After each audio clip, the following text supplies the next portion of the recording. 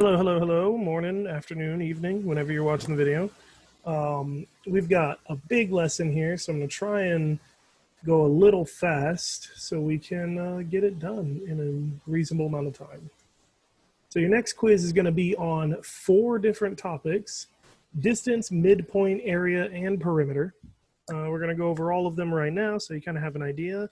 And on the quiz, I put some painstakingly accurate explanations if you get a question wrong. So if you do get a question wrong, you should look at what I wrote, because I wrote a lot to help you guys out. All right, so let's talk distance first. Distance is nice and easy, especially in word problems, because they have to say the word distance or something very similar, like, hey, what's the distance between these two places? Or, how far away are they? There's not really a lot of synonyms for distance. So it's pretty easy to spell out that they want you to use the distance formula. Let's write it out. So distance formula is an ugly formula, but it is what it is. You'll be fine. It starts off with a big old square root of everything. And then inside of that, we've got x1. Oh, I don't like that one. It's so big. Oh, whatever. x1 plus x2 squared, but I don't remember how to do that. Hold on. For squared, it is 0, 1, 7, 8. There we go. Plus y1. Did I put plus? That's supposed to be minus. There we go. y1 minus y2 squared. That's the distance formula. X1 minus x2 squared plus y2 minus y1 squared. I messed it up and mixed it up, but it is what it is. There we go. So yes, you're going to have to memorize the formula. You're going to have to memorize a lot of formulas, but we'll get to that in a little bit. I'm just showing you how to use them, how to apply them, how most of them are actually really easy to use, provided that you can remember them. So distance formula looks ugly, square root of all this and whatnot. All you have to really remember is subtract the x's and square it, subtract the y's and square it, add the numbers, square root them. So let's go through this situation here. We want to find the distance between A and B. So the first thing I suggest is writing down the coordinates for A. So we got our graph here, x-axis going left and right, y-axis going up and down. Always start with the x because it is x, y coordinates, so x comes first. So we go 2 to the right to get under A, which means positive 2. And then we go up, which means positive y, and we go up 2, so 2. So it's 2, 2. And then let's find B's coordinates. Going along the x-axis, we go to 11, which is right under B, so we got 11, and then we go up 5. So 11, 5. Remember, it's always left and right first, then up and down, but now we got them. So what I like to do is put the bigger number first in the equation, because it doesn't really matter. That's the nice thing about it. Which one is your x1 and which one is your y1 versus x2, y2. All that matters is that they're the same. If this one, where's my spotlight? There we go. If this 11 is x2, then this 5 has to be y2. If this was x1, then this has to be y1. That's the only real rule. Otherwise, you can just kind of put the numbers where you want.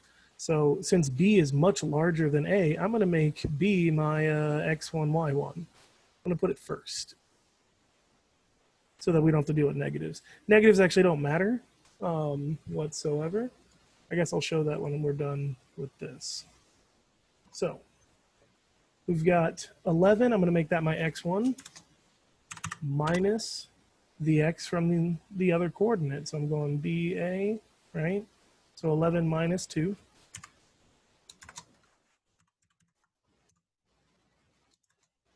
And then if I used 11 first, if that was my x1, then this has to be my y1. So 5 minus, and then come back up here, 2. Cool. So we're going to keep on going. Just kind of showing off the process here. Also reminding you of PIMDAS, parentheses, exponents, multiplication, division, addition, subtraction. So 11 minus 2 will leave us with 9 squared minus 5 minus 2, which is going to be 3 squared, right? So we do not let them touch each other yet. They can't be subtracted. Oh, uh-oh. They're not supposed to be subtracted. They're supposed to be plus. It's added. It's my fault. There we go. All right. So we're going to leave them alone until we use the exponent. Exponents come first. Always, always, always exponents first. So we got 9 times 9, which is 81. Plus 3 times 3, which is 9.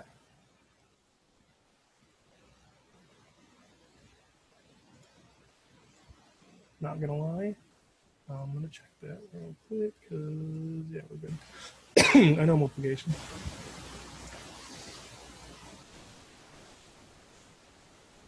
So I keep painstakingly drawing the square root because it is where I see most students mess up. Because they get this far and they see 90 as an answer choice and they're like, yep, that's the answer. 90 whatever, 90 units, 90 feet, squares, miles, whatever. Yeah, no. Square root is important. You have to do it. Otherwise, you get a massively wrong, massively large answer. So 90 square root, 9.486. The 6 will make the 8 go up by 1. So 9.49 would be our answer. And it would be in units, whatever the units are. If it's feet, then it's 9.49 feet. If it's miles, so on and so forth. Just units, because I didn't specify. So that's a distance formula. If you practice with it, which the next quiz is very large, so you'll get plenty of practice. If you practice with it, it's not as complicated or long or tedious as it seems. Seems like it's a really long, big formula right now. It's not. It just feels that way because you see the square root, you see all the parentheses and all that stuff. But really, it's just subtract the x's, subtract the y's, square, add, square root. Okay. So that's distance formula. Next section we're going to talk about is finding the midpoint. Now, we've talked about midpoints before, plenty of times actually, especially with those all those lines and triangles, but we never really talked about the midpoint formula because, frankly, you didn't have to find midpoint yet, but now you do. So midpoint formula starts with this. Oh, God, that's so ugly. It starts with a big old parentheses. All right, that's better.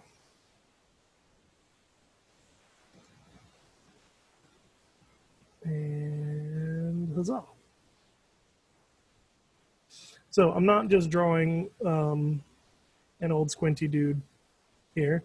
This is actually the basis of the formula. You've got, in parentheses here, x1 plus x2 over 2. And over here you got y1 plus y2 over 2. Excuse me. That's it. That's midpoint formula. It gives you an answer in a coordinate system. So like, the coordinates for whatever A right here is 2, 3. So it gives you an answer 2, 3 inside the parentheses. That's why it looks so weird. There's no equal sign, there's no nothing, because that's not what it is. It's telling you where a point is. So let's figure it out. A, right? A is at 2, 3. We already did that. 2, comma 3. B is at, going along here, 10, negative 1.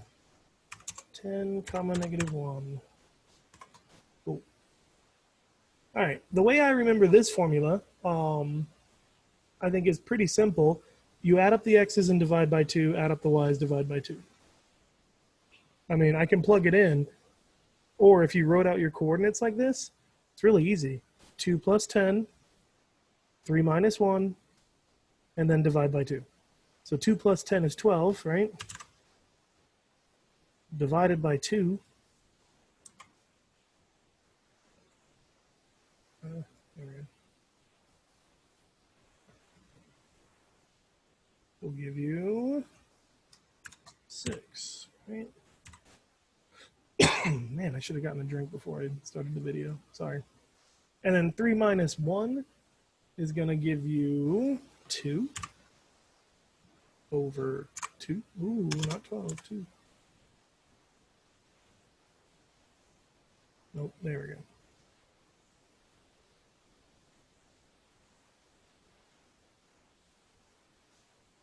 And then 2 divided by 2, well, anything divided by itself is 1. And that's that. So your midpoint would be 6, 1. And then the nice thing about midpoint is it makes a lot of sense. Makes a lot of sense if you just get an answer and then actually look at the graph. Because you can immediately tell if you messed up because it won't look like it's in the middle. So 6, 1. We go over 6 and up 1. And that looks pretty dead even, right? Probably because it is. It's the middle.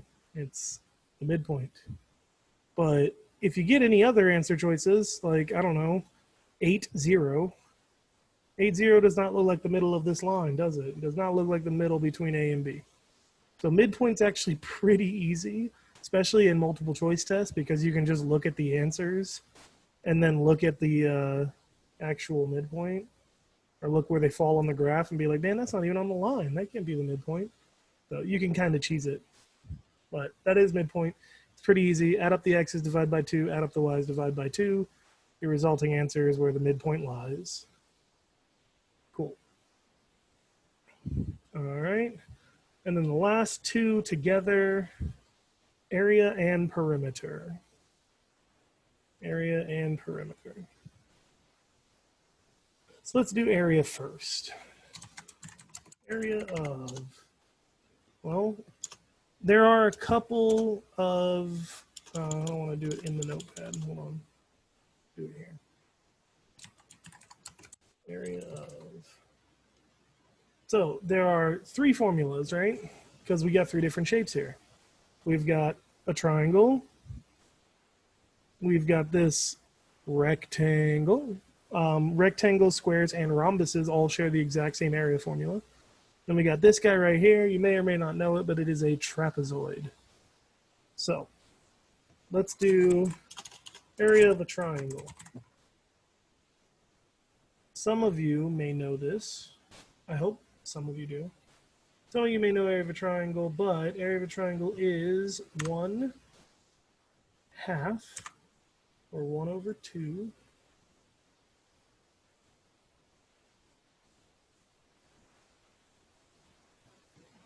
Yeah, there we go. Times base times height. 1/2 base times height. Remember when you're multiplying by 1/2 or 1/2, it's the same as dividing by 2. You're cutting it in half. So it's base times height divided by 2, or base times height times 0.5. Whatever you want to do, or however you want to remember it. Area of a triangle is just 1/2 base times height. Half of base times height. So rectangle, square, and rhombus, there we go, all have the exact same area formula. And it's really easy. It's base times height. Easy peasy. definitely one of my favorites because I didn't forget that base times height, right? You probably know that, at least with the squares and the rectangles. You probably don't know what a rhombus is. A rhombus is a kind of parallelogram. We're going to be talking about parallelograms next chapter because we're finally almost done with triangles. I mean, we do area of a triangle right now, but after this, we don't talk about triangles for a while. Finally, right? So rectangle, square, rhombus, base times height. Now, trapezoids are a little different. Not really, actually. Trapezoid is basically a triangle. It's 1/2, so 1/2. And then it gets a little weird, but it's not too bad. It's 1/2 times base 1 plus base 2 times height. So what in the world does that mean? What is base 1 and base 2? It's the top and bottom. So to find the area of a trapezoid, it's just like a triangle, 1/2 base times height. But instead of only having one base, you have two. Because a trapezoid always reminds me of a triangle where they cut the top off. Like if you just lopped this thing clean off the top here, you would have a trapezoid. Well, the area is very similar to a triangle, just like the shape is similar to a triangle. Only difference is you need to add up the bases. So we're going to do all three real quick together, and I'll show you how to do it and whatnot. It'll be pretty easy. Now, we did learn distance formula. So if you cannot find the base or the height because they don't align with the graph, then unfortunately you got to do distance formula. But we don't have to do that because most of the time the shapes are going to line up with the graph. So let's look at area of a triangle right here, this guy. We want to find the height and the base. The height goes from the very top straight down to the base, right? Should form a 90-degree angle. The nice thing is, this aligns with the graph, doesn't it? So we can just count. When you are counting on a graph, you always start with 0. As in, if I'm counting from B down to this line for the height, I say 0, then count each intersection on the way down. A lot of people go 1, 2, 3, and they're already wrong, and they're going to get bad answers. Always start counting on a graph with 0. So I put my finger on B here and say 0, 1, 2, 3, 4. So the height is 4 for the triangle. So now let's just find the base and doing the exact same thing. Starting at A, that's 0, 1, 2, 3, 4. So the base is 4. Now, all we have to do is 1/2 base times height. Area of a triangle is 1/2 base times height. So it's 4 times 4. And then it's 1/2 of that. Well, 1/2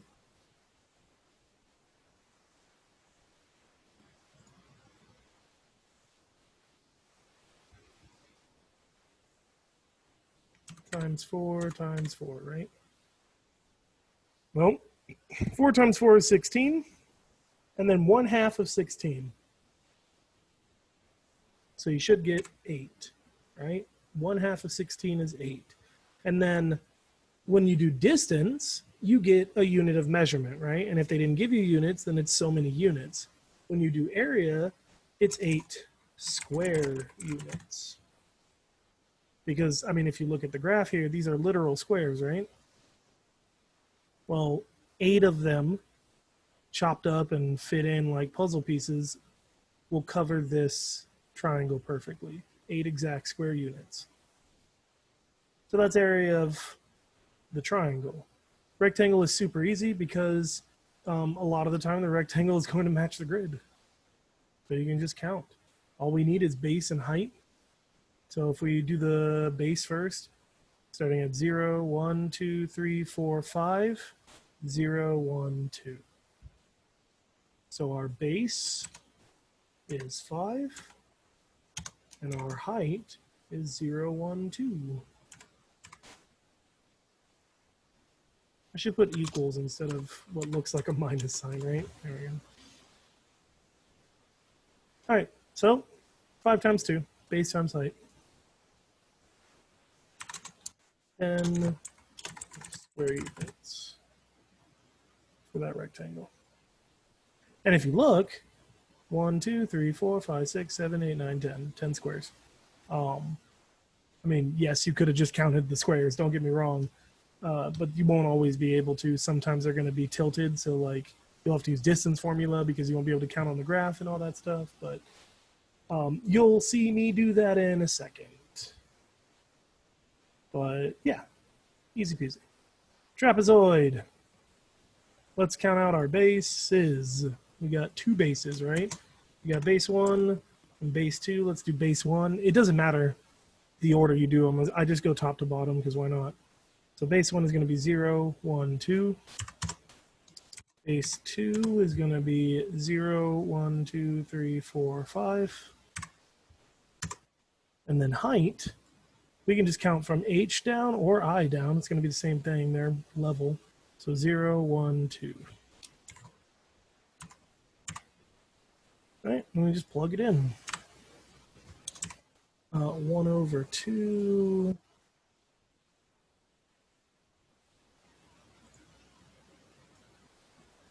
Times, and then we go parentheses, right? And it's base 1, so 2 plus 5, base 1 plus base 2, times the height, which is 2. We just go about that. So 2 plus 5 is 7. Right? 7 times 2 is 14.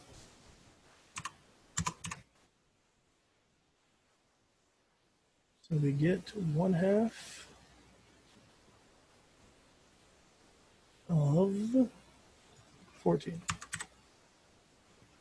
And half of 14 is 7.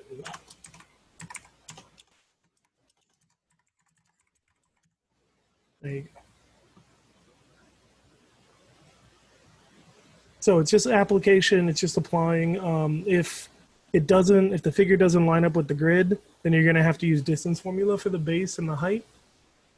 But when I do perimeter next, you'll see that because I gotta do distance formula a bunch of times. All right, so I'm gonna clear this. We're gonna do perimeter and then we're done. Now, when it comes to perimeter, there is no formula. No formula for perimeter, just perimeter, is that right? Yeah. Perimeter is the distance around a shape, or all the side lengths added together. So let's start with the rectangle first, because it's by far the easiest one. All right. So the perimeter is just the distance around the shape, or all the sides added together. If we just found the distance from each of these points around, right, it's got 4 sides, we would need 4 of them, and add them all up, so you got the perimeter. Nice thing about the rectangle is we can count all the sides. So from D to E, you got 0, 1, 2, 3, 4, 5, right? 5 units. Now, being a rectangle, if this is 5 units from D to E, then on the opposite side, it's going to be the same thing, right? They're the same thing. They're both 5 units. Inside there. Now, from E to F, 0, 1, 2. And same thing. From E to F and D to G, it's the exact same thing. So this is also 2 units. And now we just add all of them up. 5 plus 5 is 10. 2 plus 2 is 4. 10 plus 4 is 14. So perimeter equals 14 units. Not square units, just the unit of measurement. Perimeter is the distance around. So you're not filling something up. You're just basically like taking a tape measure and going around a shape. So the perimeter of this guy is 14 units. Now the other 2 are not going to be so easy. Ugh, God, I hate perimeter. You're going to hate perimeter. These 2 are not going to be so easy because they have these wonderful diagonals. anytime a line is diagonal and not going along with the grid, you want to find the distance of that diagonal, you have to use the distance formula. There just isn't any other way. It's just the way it is. So if we want to find the perimeter of this triangle, which, I mean, we don't want to, but we have to, then we're going to have to do distance formula 2 times. One for side AB and once for side BC. Woo. But we can find AC, right? By just counting 0, 1, 2, 3, 4. So we know, let's do this over here. Perimeter of triangle ABC. So in order to find the perimeter, we need to find 3 sides. We need to find AB, we need to find BC, and we need to find AC. Now the nice thing is we can find AC already because we can just count 0, 1, 2, 3, 4, right? 4 units. Now AB and BC, of course, are not going to be as easy. Let me start off the way I would do this on paper. So if I was doing this problem, if I was a student or on a test doing this problem, this is what I would do. I would first get down my coordinates. So A is at 1, 2. And this is exactly what I did when I was doing the answer choices and stuff for your test, or for the quiz after this, is I write it all down. I'm telling you, it helps so much, whether it be the exam or whatever. Just write it down, type it out, whatever you have to do, physically interact with it so that you get better at it. But let's find the coordinates for B. We go 3 over and 6 up, 3 over, 6 up. And then for C, we go 5 over and 2 up. 5 over, 2 up. Cool. So those are our coordinates for our triangle ABC, which means now we have to do distance formula.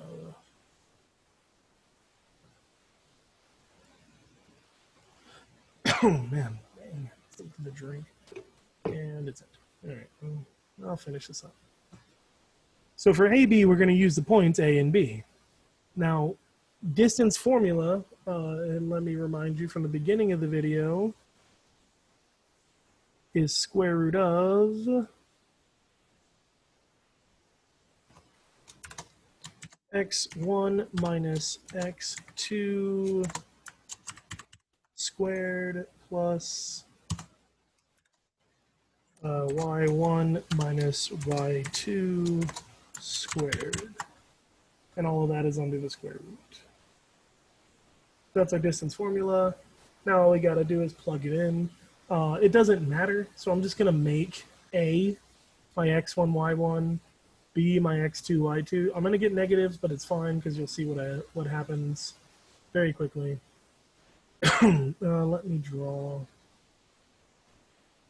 the square root first.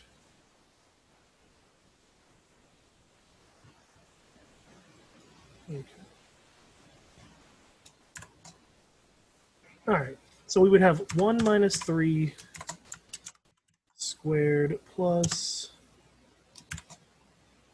what is it? 1, so I did 1 minus 3, so I got to do 2 minus 6.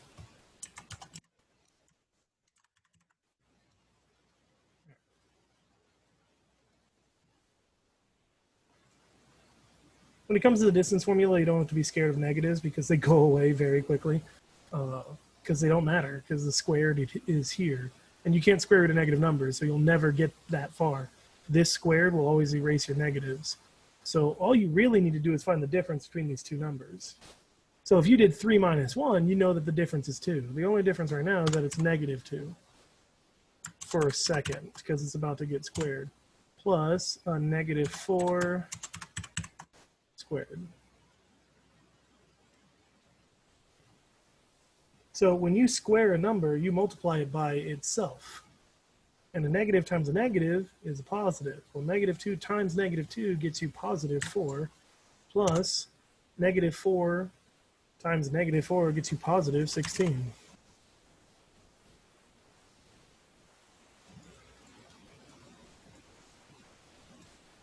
And then finally we get to the square root of 20, which I will pull up with the calculator. 20 square root is 4.47. So after all of that, that was A and B, right? A and B equals 4.47. Now we just have to do it all over again for BC, and then we're done with this question. Perimeter sucks. I'm sorry. it's just really tedious, and there's not much else you can do about it. But let's keep going. So that was all AB, right? I'll do that because it'll be the exact same. Let's plug in. Now we're doing BC. So I'm going to do the same thing. B is my x1, y1. C is my x2, y2. So parentheses, 3 minus 5, right? x1, x2.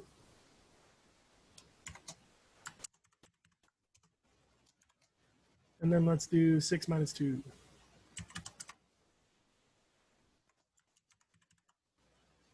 Cool. Moving on. That gives us a negative 2 plus 4. Oh, they're isosceles.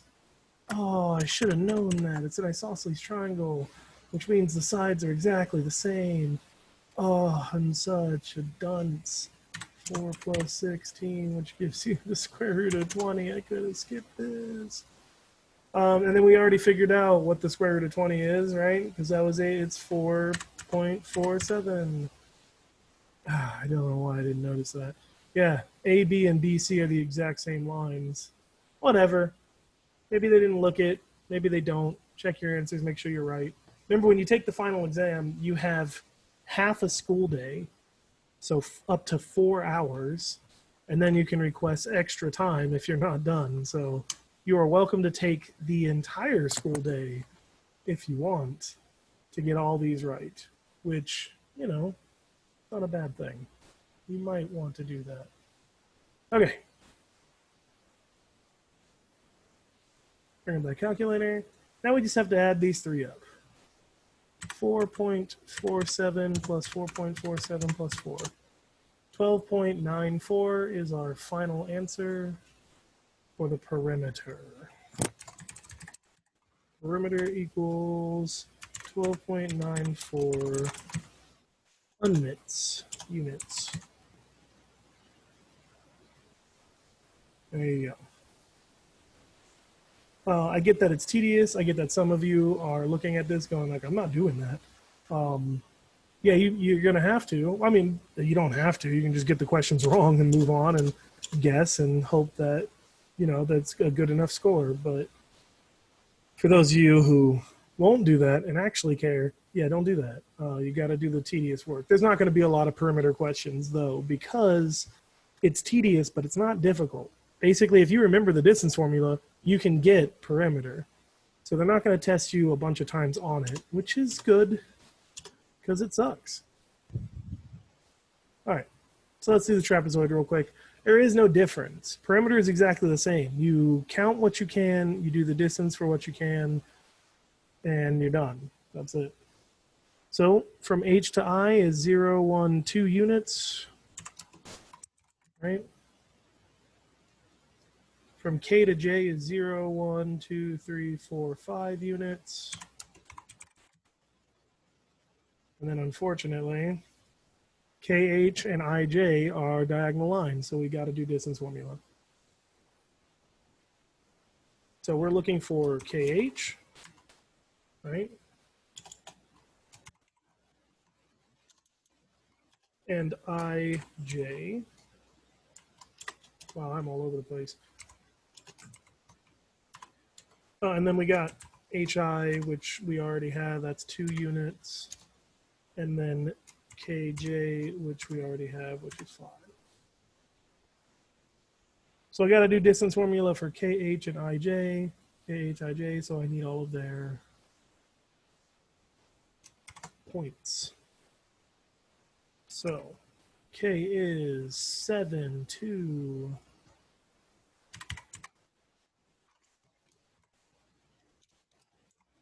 H is 8, 4.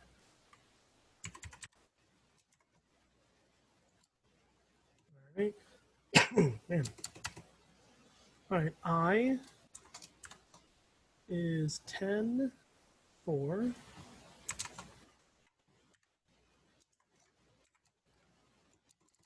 And then J is 12, 2. Cool. All right, let's do KH first. All right, let's do Kingdom Hearts first. So, same thing. Our distance formula, x1 minus x2, y1 minus y2. I'm going to find the x's for k and h, 7 and 8, and I'm just going to put them in here as is because it's easier. 7 minus 8 squared plus, and if I went from a 7 minus 8, then I need to do 2 minus 4. 2 minus 4. Oh, 7 minus 8 is going to give us our -1. We're going to add that once we square it to 2 minus 4, which is going to be a -2. Or, what's 1 times 1? Well, 1, right? Plus, 2 times 2 is 4. -2 times -2 is still 4. So we get the square root of 5. Go to our calculator. 5. There's all these things all over my screen. 5 square root is 2.2, and then that 6 is going to make that a 4. 2.24. So, KH, 2.24. You shouldn't say that too loudly. Disney might make that a new Kingdom Hearts title. Kingdom Hearts 2.24. All right. Only if a couple kids are going to get that reference, but whatever. Moving on. Delete all these because we got to do it again for IJ. All right. IJ, we're going to do the same thing. X minus X, 10 minus 12.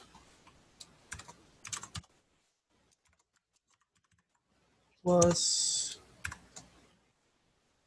and then I did 10 minus 12, so I'm going to do 4 minus 2. 4 minus 2. So 10 minus 12 is going to give us -2. Plus, well, 4 minus 2 is going to give us 2. Or 4 plus 4, or the square root of 8.